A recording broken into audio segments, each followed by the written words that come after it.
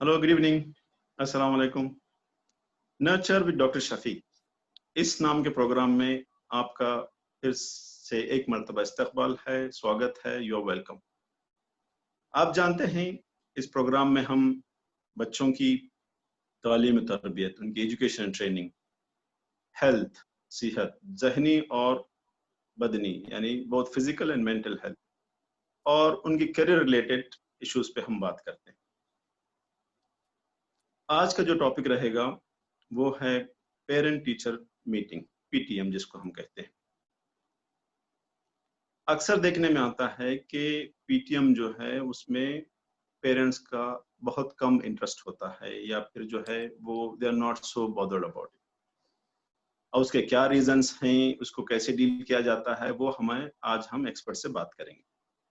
मेरा जो कंसर्न है वो, चूंकि मैं बच्चों से रिलेटेड बात करता हूँ, उनकी होलिस्टिक डेवलपमेंट की बात करता हूँ, मेरी फिक्र ये रहेगी कि भाई जिस काम में बच्चे की कोई गलती नहीं, यानी या तो हो सकता है पेरेंट की नेग्लिजेंस होगी या फिर स्कूल मैनेजमेंट की तरफ से उतना इफेक्टिव पीटीएम नहीं होता होगा, जो भी रीजंस हैं, उन रीजंस की वजह से बच्चे का फ्यूचर जो है वो खराब होता है या फिर उसकी जो डेवलपमेंट होनी है, जो प्रोग्रेस होनी है, वो ठीक से नहीं होती है।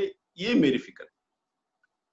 तो आइए इस टॉपिक पे बात करने के लिए हमारे साथ जो एक्सपर्ट जुड़े हैं वो दिल्ली से प्रिया सांगवान मैम ज्वाइन हुए हैं।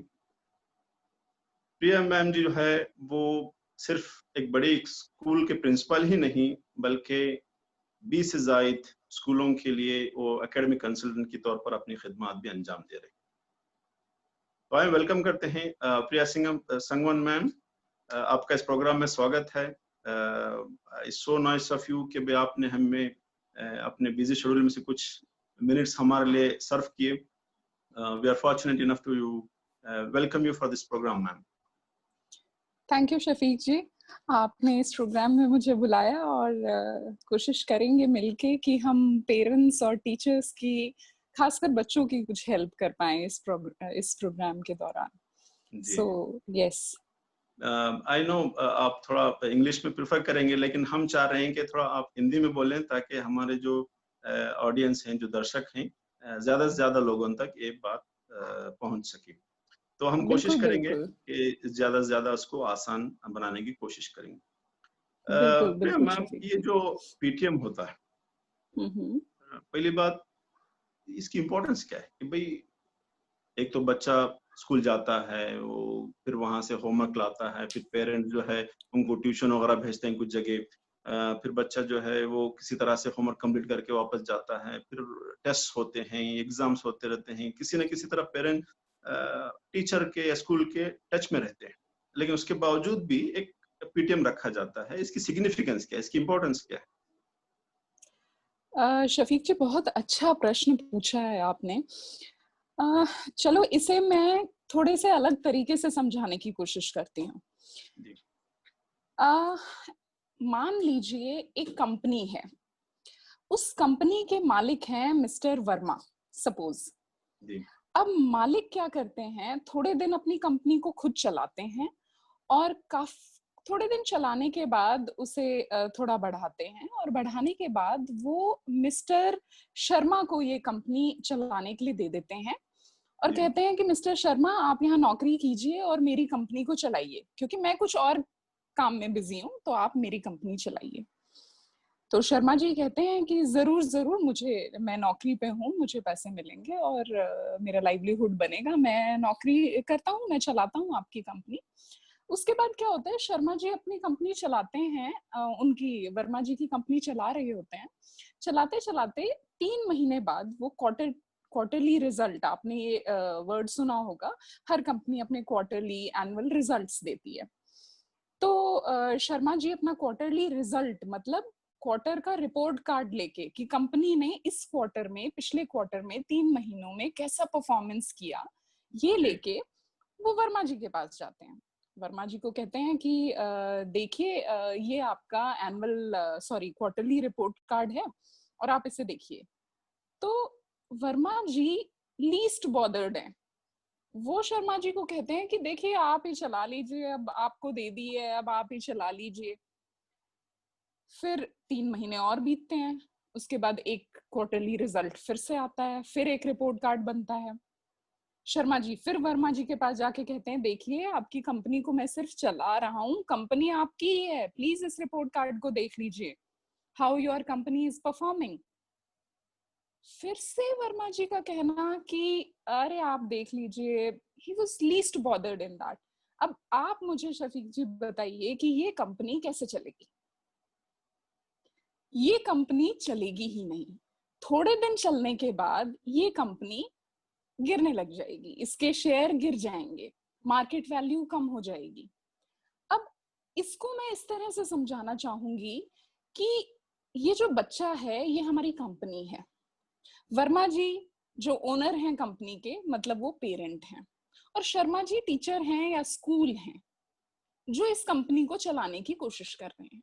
पर जब तक वर्मा जी अपना काम नहीं करेंगे, उनका काम सिर्फ इतना ही नहीं था कि अपनी कंपनी किसी के हाथ में दे दी, उनका काम ये भी था कि वो जो क्वार्टरली रिजल्ट्स आते थे, वो जो एनुअल रिजल्ट्स आते थे, उनको वो टाइम टू टाइम देखे, समझे, और फिर जो भी उसमें कमियां हैं या अच्छाइयां हैं, कमियां हैं तो उन्हें पूरा करने की कोशिश करें, और अगर अच्छाइयां हैं तो उन्हें और आगे बढ़ाने की कोशिश करें। पर वर्मा जी ने ऐसा कुछ नहीं किया, तो कंपनी उस हद तक नहीं जा पाई जहां तक वो जानी चाहिए थी।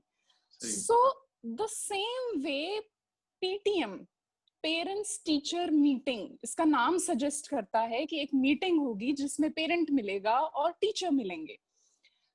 इस तरह की मीटिंग का इम्पोर्टेंस हम इस पूरे कंपनी के उदाहरण से समझ सकते हैं कि it is so important to have such kind of meetings, because वो आपको आपके बच्चे का इन एंड आउट देती हैं, आपके बच्चे को आगे प्रोग्रेस करने में हेल्प करती हैं। इनफैक्ट हमने बहुत सारे रिसर्चर्स और बहुत सारे स्टडीज में ये देखा है, जिन बच्चों के पेरेंट्स पीटीएम को रेगुलरली अटेंड करते हैं, उनके बच्चे दूसरे बच्चों से ज्यादा बेहतर करते हैं, स्कूल में भी और जिंदगी में।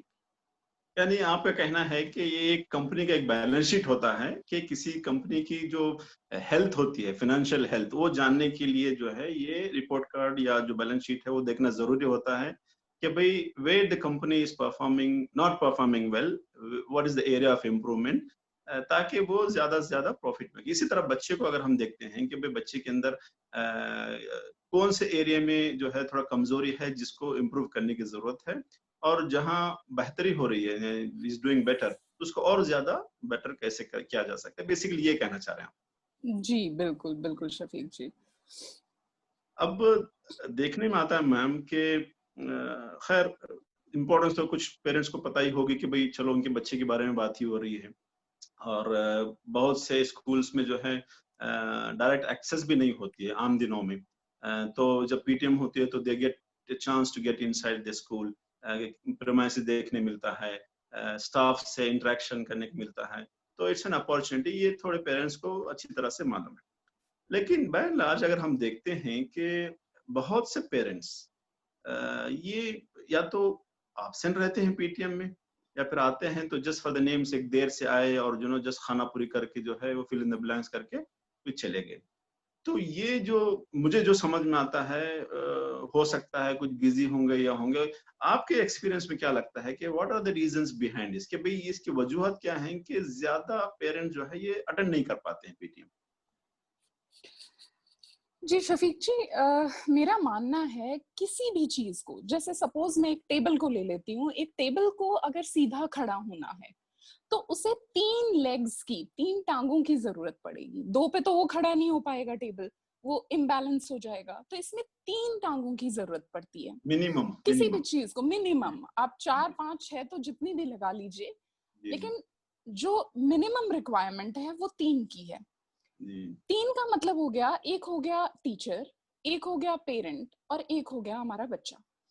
जब तक ये तीनों एक साथ नहीं आते हैं तब तक चीजें स्टेबल हो ही नहीं सकती।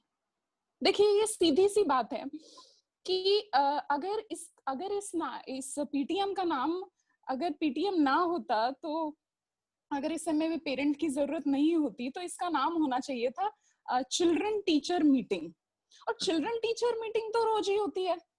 The child goes to school every day, बच्चा तो रोज स्कूल जाता है, तो वहां वो टीचर से मीटिंग करता है, टीचर उसकी बात सुनती है, वो टीचर की बात सुनता है। तो ये कहानी तो यहाँ खत्म हो जाती है। अगर टीचर और बच्चे से ही ये प्रॉब्लम्स या जो भी चीजें हैं, जो भी सवाल हैं, वो हैंडल हो सकते, तो शायद हमें पेरेंट का इन्वॉल्वमेंट की जरूरत तो होती ही नहीं है।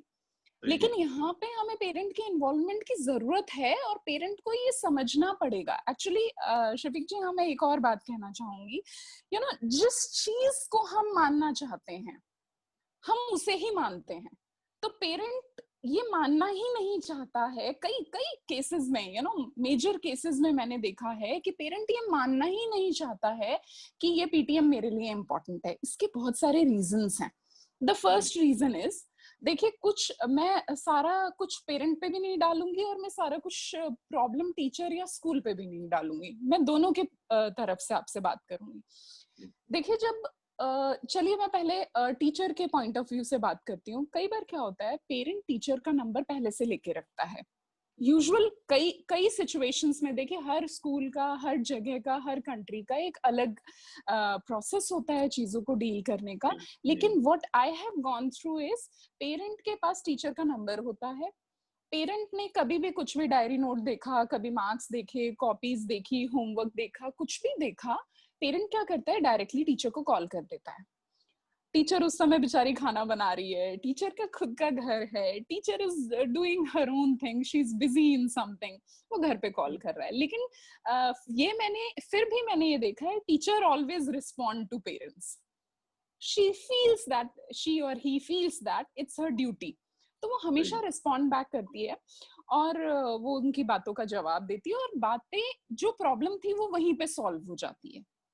कई बार मैंने ये देखा है। तो पेरेंट को लगता है कि जब मेरी प्रॉब्लम ऑलरेडी सॉल्व हो गई, मुझे प्रॉब्लम पता चल चुकी थी, तो अब मैं पीटीएम में क्यों जाऊं। और मैंने इन कॉल्स की अधिकता तब देखी है जब पीटीएम होने वाली होती है, उससे एक हफ्ते पहले मैंने टीचर्स को स्ट्रगल करते देखा है। मैम, आज 50 कॉल अटेंड किया, आज 15 कॉल अटेंड किया, आज ये किया। सो यूजुअली पूरे महीने में हमने वो कॉल्स की रेशो नहीं देखा जो हमने पीटीएम से पहले देखा है। तो इसका मतलब कुछ पेरेंट्स स्कूल तक आने में आलस कर जा रहे हैं और वो अपनी प्रॉब्लम वहां पे सॉल्व कर रहे हैं। देखिए, फोन पे प्रॉब्लम को सॉल्व कर लेना इज ओके। मैं ये कहती हूँ कि जैसे ही प्रॉब्लम आइडेंटिफाई हो, कभी भी कोई भी प्रॉब्लम आइडेंटिफाई हो, चाहे वो जिंदगी में हो, चाहे स्कूल में हो, चाहे बच्चे की लाइफ में हो, जैसे ही टीचर को पता चला या बच्चे को या पेरेंट को पता चला कि भाई एक प्रॉब्लम है, तो उसका उसी टाइम समाधान कर लेना बहुत इंपॉर्टेंट है। क्योंकि अगर हम उस टाइम समाधान नहीं करेंगे तो प्रॉब्लम बड़ी हो जाएगी। लेकिन इसका मतलब ये नहीं होता कहीं भी कि प्रॉब्लम तो हो गई सॉल्व। प्रॉब्लम के अलावा भी पीटीएम के बहुत सारे मतलब हैं। मैंने बच्चों को बहुत डरते हुए देखा है कि घर जाके बताना है कि इस संडे को या इस मंडे को पीटीएम है। आधे बच्चे, इनफैक्ट आप मानेंगे नहीं इस बात को, या आप जानते होंगे, I am not sure about it, I have seen students suicide before the PTM.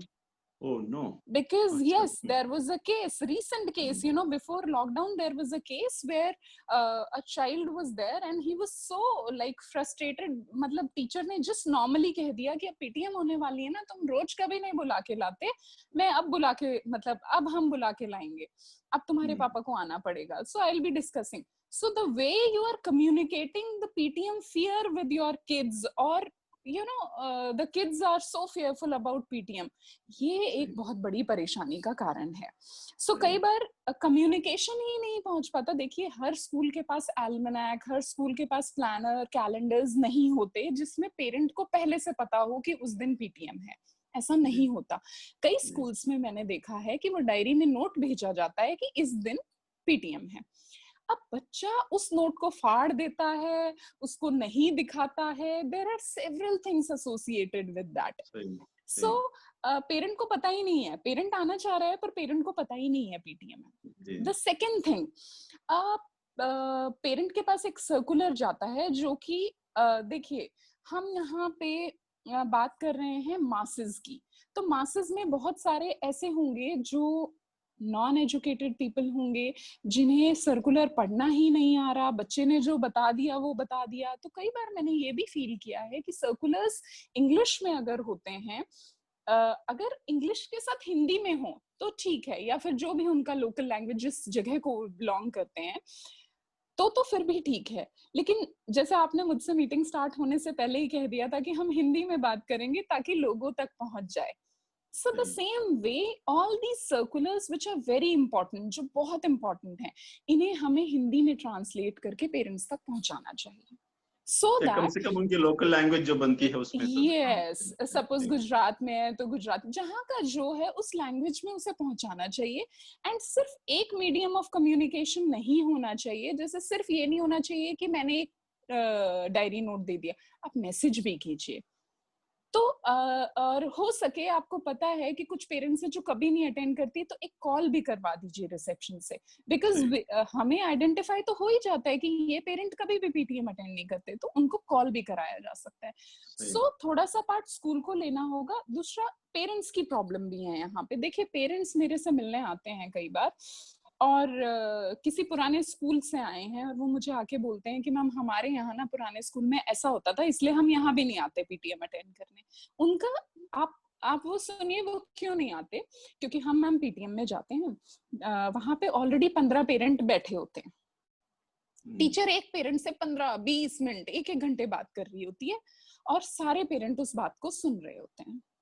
और उसके बाद जब तक हमारा नंबर आता है तब तक हम ऑलरेडी एग्जॉस्ट हो चुके होते हैं और पीटीएम का टाइम खत्म होने वाला होता है। तो हम फिर सोचते हैं कि बस 2 मिनट में साइन करके, जैसा आपने अभी अभी कहा कि खाना पूर्ति करके हम चले जाएं, तो हम खाना पूर्ति करते हैं। ना टीचर के पास इतना समय होता है कि वो हमें ढंग से समझा पाए, ना हमारे पास इतना समय होता है, क्योंकि हमें बुलाया गया था 10 बजे पीटीएम स्टार्ट होगी। स्कूल्स में एक प्रॉब्लम और मैंने अमूमन देखी है, उसमें मैंने ये फील किया है, पीटीएम का टाइम दे दिया 9 से लेकर 2 बजे तक। अब आप ये समझिए, 9 से 2 बजे अगर आप एक पेरेंट से 15, देखिए अगर 5 मिनट बात कर रहे हैं तो एक अलग कहानी है, लेकिन 5 मिनट में हम किसी चीज की एफिकेसी को सुनिश्चित नहीं कर सकते कि ये इससे कुछ एफिशिएंट समाधान निकलेंगे कि नहीं।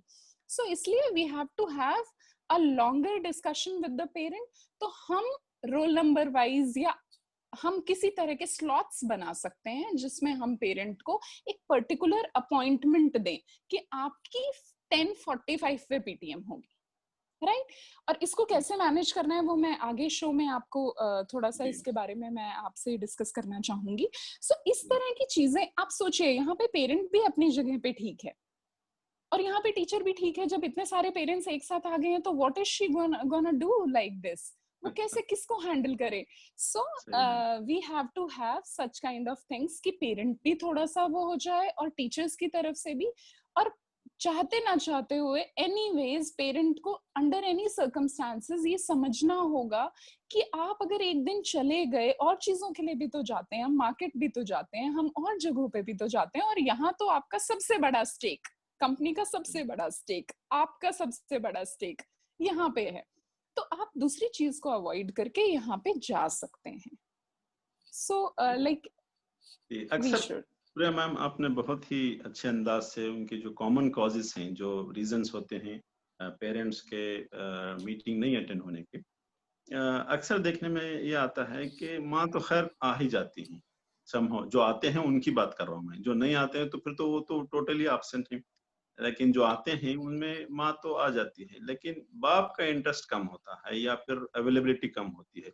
हो सकता है जॉब का मसला हो या कोई और हो, लेकिन इसकी इम्पोर्टेंस है नहीं है। हमारे दर्शकों को आप बताएं कि भाई फादर भी का भी होना जो है वो मतलब कितना जरूरी होता है। देखिए शफीक जी, किसी भी बच्चे की किसी तरह की प्रोग्रेस या ग्रोथ में मैंने देखा है कि मदर और फादर का दोनों का एक हिस्सा होता है। देखिए, चलो इसे हम बहुत सिंपल तरीके से देखते हैं। जैसे मदर सपोज खाना बनाती है, मदर बच्चे को तैयार करती है, मदर उसकी फिजिकल हेल्थ का ध्यान रखती है, मदर आने के बाद उसका होमवर्क कराती है, मदर डायरी चेक करती है, मदर ये सारी चीजें कर रही है। तो मदर यहाँ पे, और फादर क्या कर रहे हैं, फादर बाहर जा रहे हैं, जॉब कर रहे हैं और वो लाइवलीहुड कमा के ला रहे हैं। इसको हम वाइस वर्सा भी ले सकते हैं, ऐसा नहीं है कि हमेशा फादर ही बाहर जा रहे हैं, हो सकता है मदर बाहर जाती हो और फादर ये सारे काम कर रहे हो, आजकल चीजें बदल रही हैं। सो जो पेरेंट बच्चे के स्कूल के काम में ज्यादा इन्वॉल्व है, स्कूल के काम में इन द सेंस उसके होमवर्क में, उसकी चीजों को देखता है, उस पेरेंट का होना तो देखिए कंपल्सरी है। पहली बात तो ये है, क्योंकि suppose I have seen parents, you know, I'll share something with you. I was in a PTM like in my school where I saw कि एक फादर हैं, वो घूम रहे हैं कॉरिडोर में और वो मुझसे पूछते हैं कि वो मुझे नहीं जान रहे हैं क्योंकि वो कभी स्कूल आए ही नहीं है, तो उन्होंने मुझसे पूछा मैम ये 3rd क्लास कहाँ है। नहीं, पहले उन्होंने बोला, बच्चे का नाम लिया कि मैम वो ऋषित की क्लास कहाँ है। तो मैंने कहा ऋषित की क्लास, देखिए सर ऋषित बहुत सारे हैं, आप बताएंगे कौन सी क्लास में है ऋषित आपका बच्चा। तो उन्होंने कहा वो शायद 3rd में है। नहीं नहीं मैम वो 4th में है। मैंने कहा अच्छा ठीक है कोई बात नहीं, आप ये बताइए कौन से सेक्शन में है। सेक्शन तो मुझे नहीं पता। अच्छा ठीक है, 1 मिनट में अपनी वाइफ को कॉल करता हूँ, वो बताएंगी। तो अब इस बेचारे आदमी का डिलेमा ये है कि he is not aware of the situation. इतना अनअवेयर जिनके पेरेंट्स हैं, उनके बच्चों को डेफिनेटली प्रॉब्लम आती है। You know what they struggle with, the kids struggle with the things, because जब तक देखिए एक काम को मैं अकेले कर रही हूँ, एक आप और मैं मिलके उस काम को कर रहे हैं, तो जब वो मिलके काम होता है तो वो और बेटर होता है। So now father and mother when both come to the PTM, things become better. क्योंकि देखिए हम एक चीज को 3 पर्सपेक्टिव से देख पाएंगे। एक मदर अपना पर्सपेक्टिव बता पाएगी क्योंकि वो पूरे दिन बच्चे के साथ रहती है, वो उसके बिहेवियर के बारे में बता पाएगी। हो सकता है फादर उसकी डायरी चेक करते हो, फादर कभी कभी उसकी नोटबुक चेक करते हो, तो फादर बता पाएंगे इसकी राइटिंग अच्छी नहीं है मैम, ये घर में ऐसे बोलता है, ये मेरे को ड्यू रिस्पेक्ट नहीं देता, या फिर ये दादा दादी के साथ ऐसे बात करता है।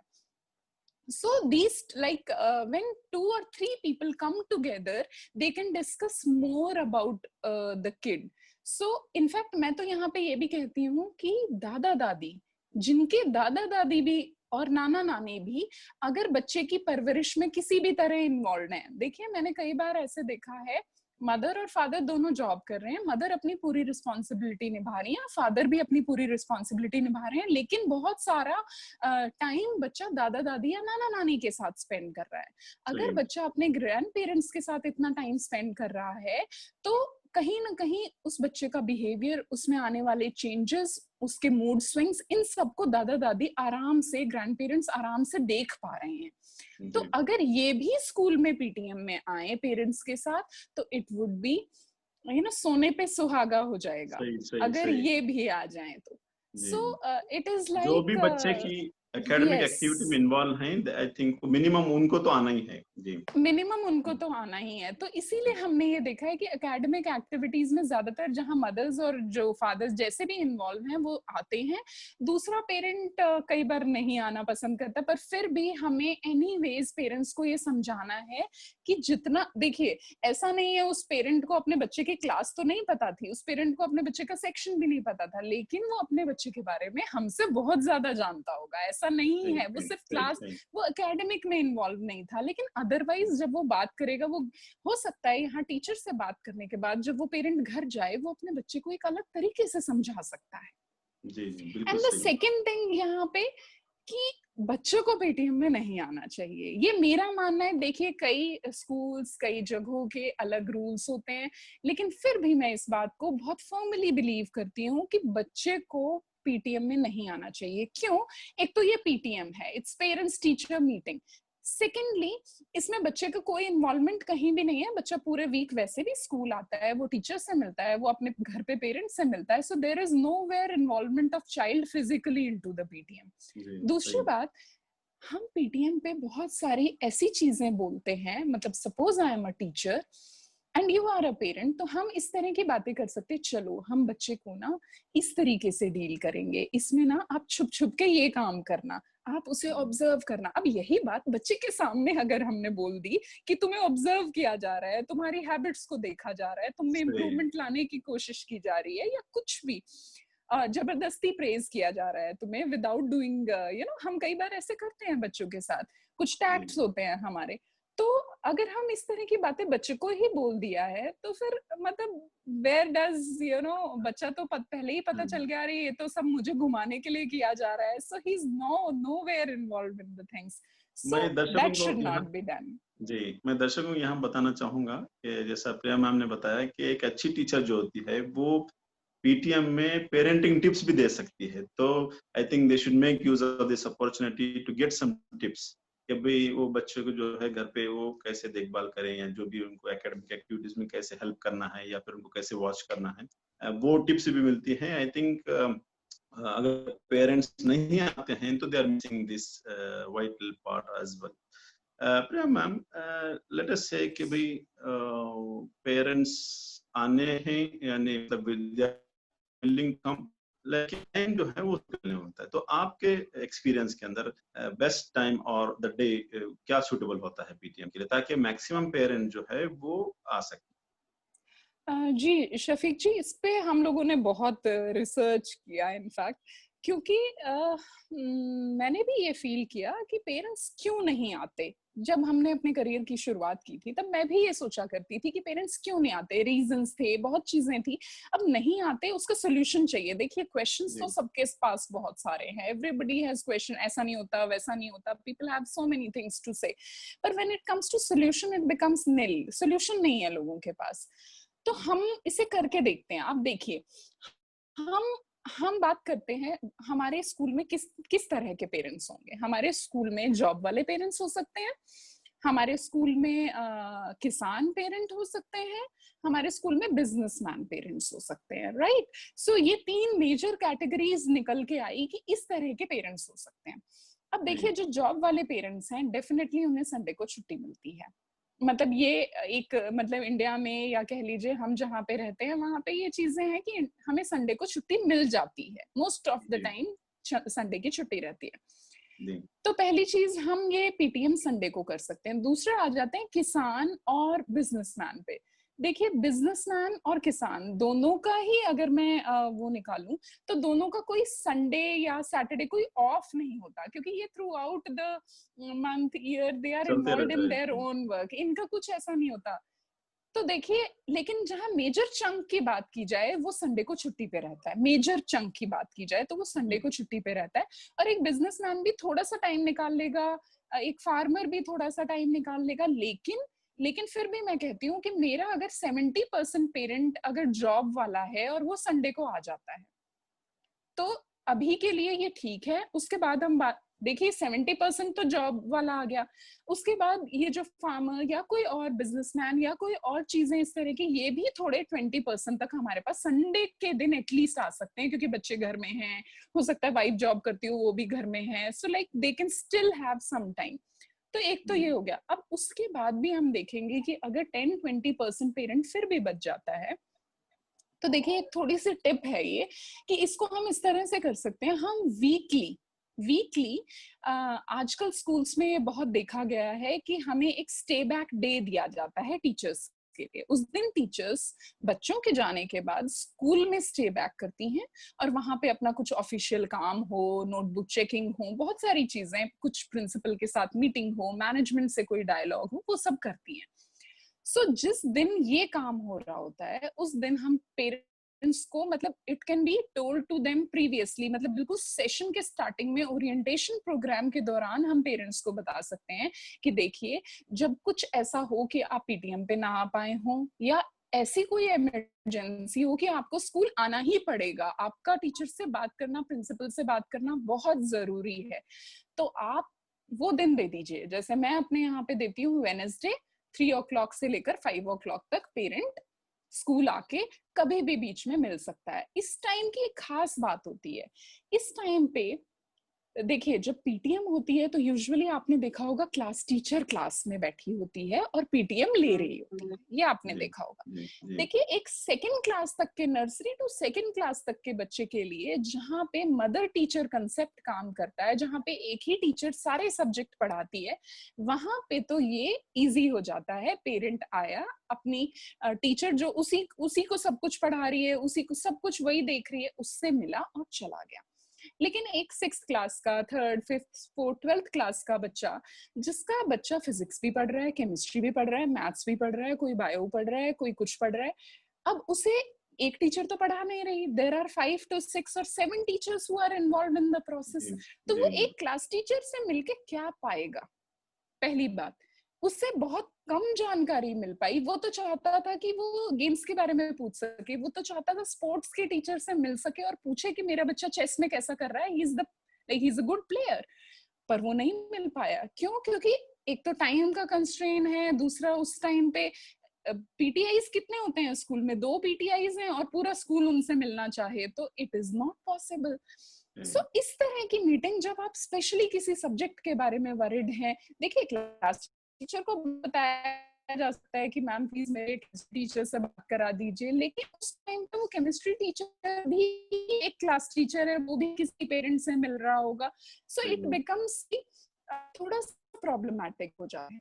सो एक एक्स्ट्रा दे देना तो चीजें ज्यादा बेटर हैं। अगर 1 महीने, सपोज मेरी पीटीएम 2 महीने में होती है, तो पेरेंट अगर 2 महीने तक एक केमिस्ट्री के टीचर के बारे में डिस्कस करने के लिए बैठा रहेगा, तो बच्चे की प्रॉब्लम तो ग्रे होती चली जाएगी, प्रॉब्लम तो बढ़ती चली जाएगी। So this is the reason why we need to have frequent days. तो एक डे हम अगर वीक में बना लें, उस टाइम पे साथी हूँ, पेरेंट आके अपनी बात डिस्कस कर ले, बहुत बहुत शुक्रिया प्रिया मैम जी, आपने उसको बहुत विस्तार से हमें हमारे दर्शकों को बताया। बात खत्म होने से पहले मैं एक इम्पोर्टेंट एस्पेक्ट पे आपकी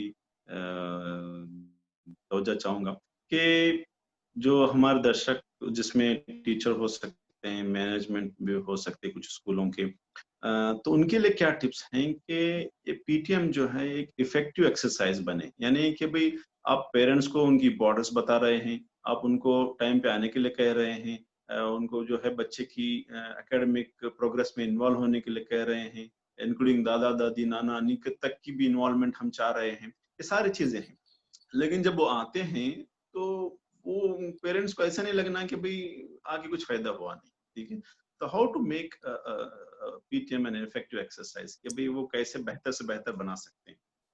जी शफीक जी, इस बात को सुन के कुछ ऐसा लगा कि मैंने मूवी की टिकट्स खरीदी, बहुत महंगी खरीदी, पीवीआर गई मैं, यहाँ से काफी सारा ऑयल भी खर्च हुआ, सब कुछ फ्यूल सब कुछ हुआ, वहां जाके मूवी देखी और मूवी का आउटकम 0 था, मुझे मूवी पसंद नहीं आई। सो इट इज मोर यही लाइक बात है। दैट। एंड हाँ, we feel cheated, sometime we feel cheated कि मैंने इतना टाइम लगा दिया, मुझे ऐसा करना था, मेरा ये टाइम यहाँ, और मुझे कुछ उसका फायदा नहीं हुआ, तो नेक्स्ट टाइम पे मैं उस एक्टर की मूवी देखने ही नहीं जाऊंगी। So it happens with us, this is a human psychology. देखिए, यहाँ पे हम इसको, मैं पीटीएम को ना 3 भागों में बांटती हूँ। PTM is more about retrospection, introspection and prospection. यहाँ पे इंट्रोस्पेक्शन का मतलब हो गया, टीचर बैठे, पेरेंट बैठे, और हम लोग ये बात करें कि रेट्रोस्पेक्शन मतलब कि इंट्रोस्पेक्शन, सॉरी, मतलब कि हम इंट्रोस्पेक्ट करें, अपने अंदर झांकें और ये देखें कहाँ कमी रह गई या क्या हम अच्छा कर रहे हैं। देखिए, हमेशा पीटीएम पे कमियों की बात नहीं होती, यहाँ पे अच्छाइयां भी डील होती हैं कि बच्चा क्या अच्छा कर रहा है, किस चीज में और अच्छा कर सकता है। सो इंट्रोस्पेक्शन में मैं ये देखती हूँ कि टीचर भी ये देखे कि क्या कर रही हूँ, अपने अंदर झांके कि इस बच्चे के साथ मैंने क्या किया। यहाँ पेरेंट भी देखे कि कैसे मैं अपने बच्चे को डील कर रहा हूँ, क्या वो एक सही तरीका है। Then comes the retrospection.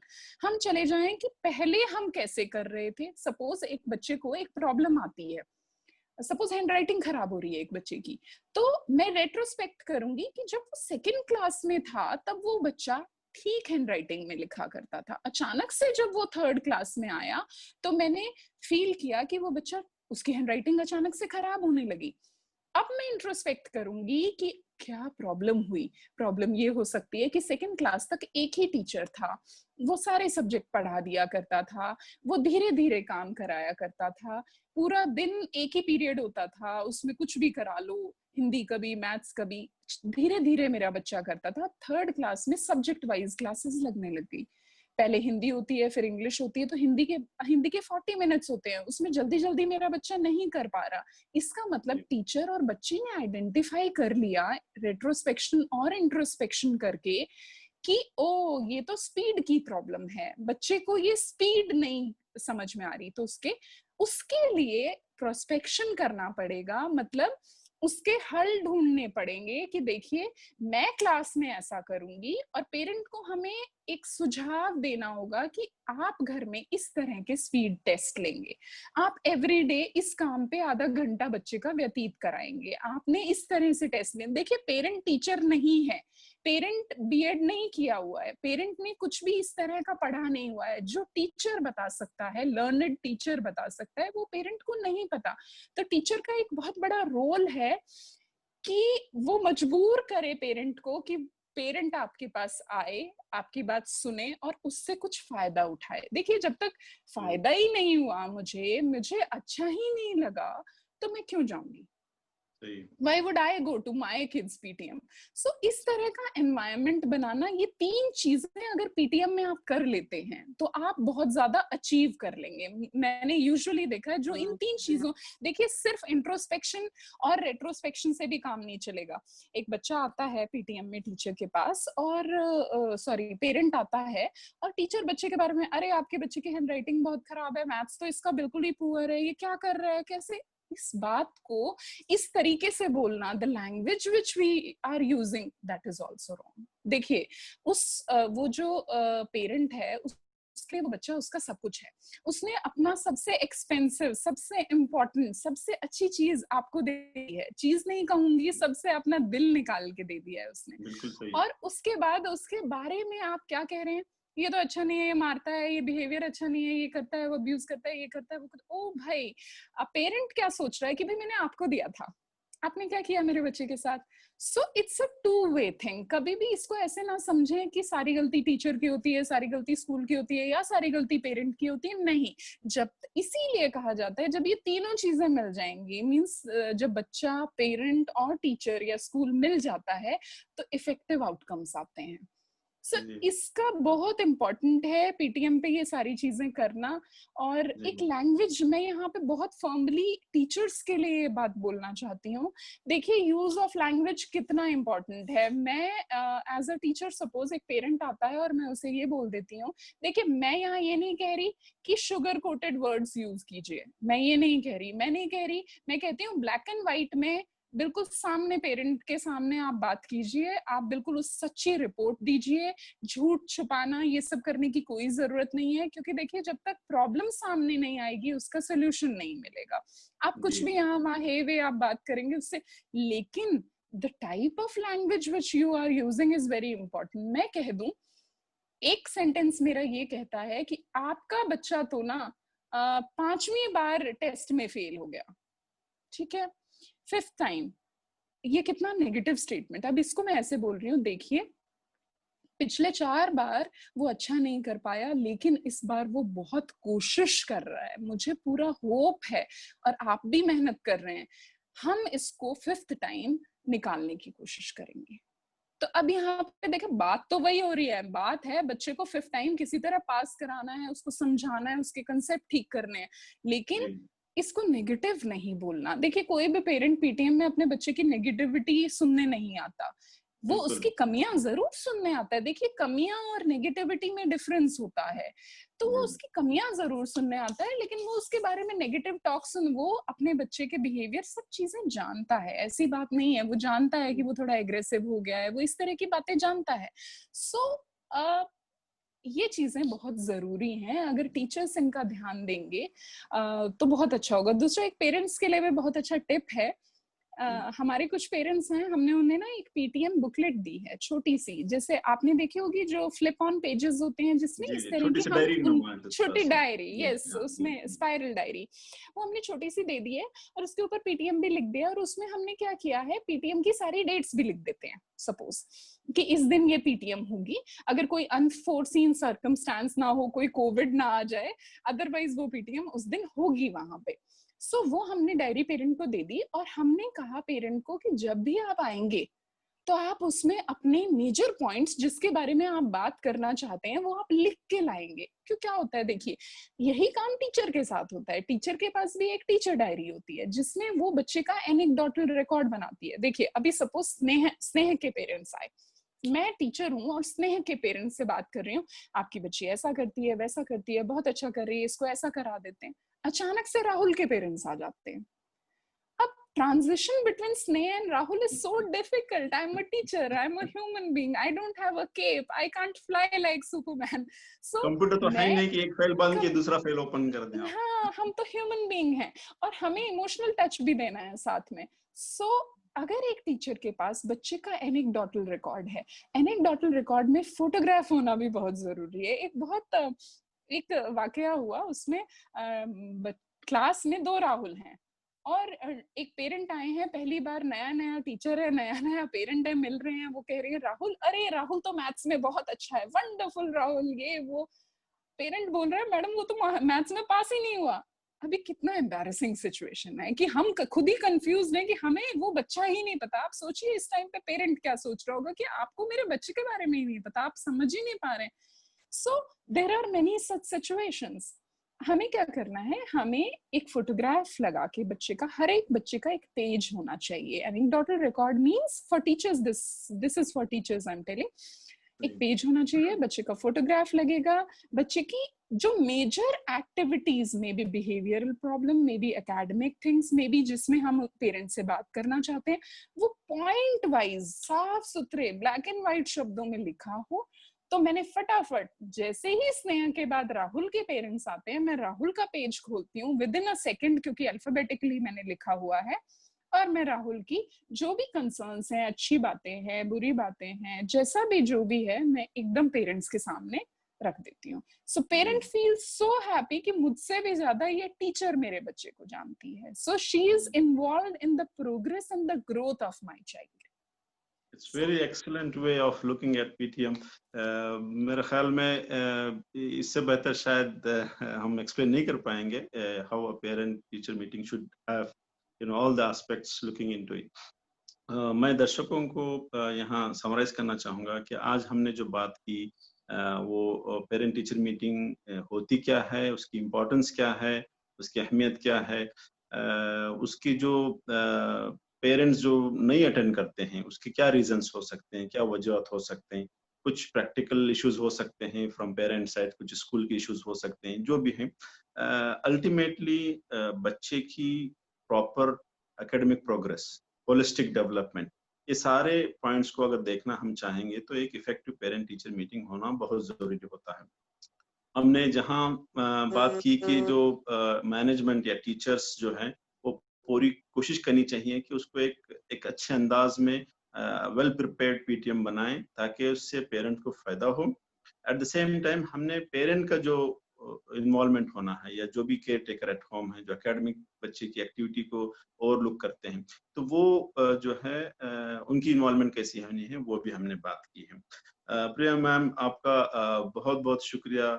आपने अपने अंदाज में इसको जो बहुत ही पेरेंट लेवल पे लाके जो बताई है वो बहुत ही श्लाघनीय है एंड वेरी कमेंडेबल। हम आपका बहुत बहुत शुक्रिया अदा करते हैं। एंड फिर किसी सेशन में आपसे कुछ और एकेडमिक इनपुट जो है हम आपसे लेंगे। तब तक के लिए हम आपसे विदा चाहते हैं। दर्शकों का भी बहुत बहुत शुक्रिया जिन्होंने अपना वक्त स्पेयर करके प्रिया मैम से कुछ टिप्स सुनने के लिए और सीखने के लिए अपना वक्त लगाया। बहुत बहुत शुक्रिया, धन्यवाद। Thank you so much. Thank you Shafiq ji.